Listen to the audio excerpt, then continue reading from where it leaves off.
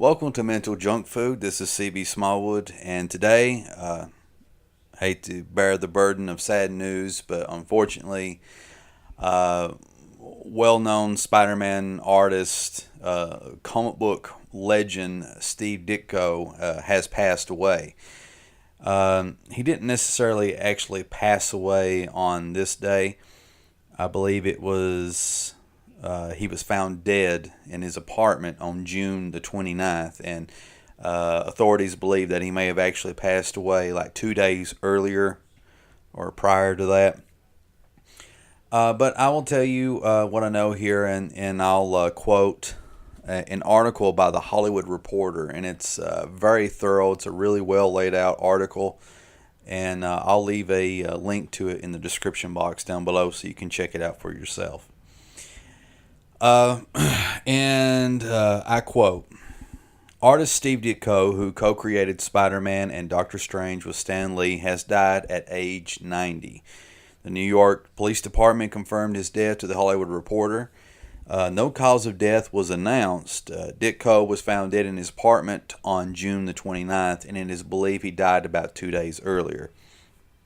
In 1961, Ditko and Lee created Spider-Man. Lee, the editor-in-chief at Marvel Comics, gave Ditko the assignment after he wasn't satisfied with Jack Kirby's take on the idea of a teen superhero with spider powers. The look of Spider-Man, the costume, the web shooters, the red and blue design all came from Ditko. Spider-Man first appeared in Amazing Fantasy number 15. The comic was an unexpected hit, and the character was spun off into the Amazing Spider-Man. Ditko helped create such classic Spider-Man characters as Dr. Octopus, the Sandman, the Lizard, Green Goblin.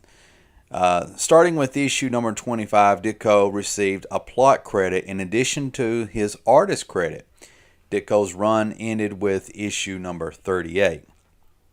In 1963, Ditko created the surreal and psychedelic hero of Doctor Strange.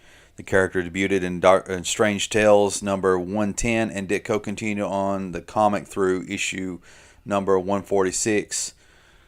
After that, Ditko left Marvel Comics over a fight with Lee, the causes of which have always remained murky. The pair had not been on speaking terms for several years. Ditko never explained his side, and Lee claimed not to really know what motivated Ditko's exit. But after which, Ditko was later known for his work for creating Mr. A in 1967. The character embodied Ayn Rand's objectivist philosophy, which Ditko was an ardent believer in from the mid-1960s on. Other objectivist-inspired characters Ditko created included The Question, Hawk and Dove, and The Creeper, all for DC Comics. The reclusive Ditko was also known as the J.D. Salinger of comics from the 1970s on. He rarely spoke on the record, and declining almost every interview request, he set out the publicity booms that accompanied the Spider-Man films and the Doctor Strange movie.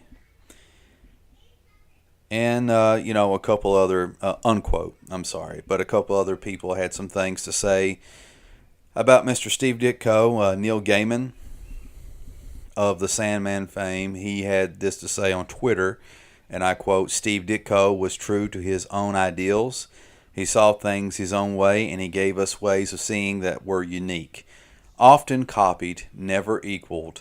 I know I'm a different person because he was in the world. And Edgar Wright went on to write on Twitter, rest in peace to comic book legend Steve Ditko, beyond influential on countless planes of existence. He never truly profited from his comic creations that have lasted for decades, but his work will never be forgotten. And with that, I will end this video. There's plenty more to read on the Hollywood Reporter. I'll leave a link down below. And it's a sad day for such a legend in the comic book industry to pass. And the best thing to do is to remember his contributions in comics, and then go back and check out many of the trade paperbacks and the back issues of his work and appreciate his contributions in the comic book industry. And I'm with Neil Gaiman and others. He will not be forgotten, and he deserves a lot more credit than what he's given. Steve Ditko passed away, age of 90. He will be missed.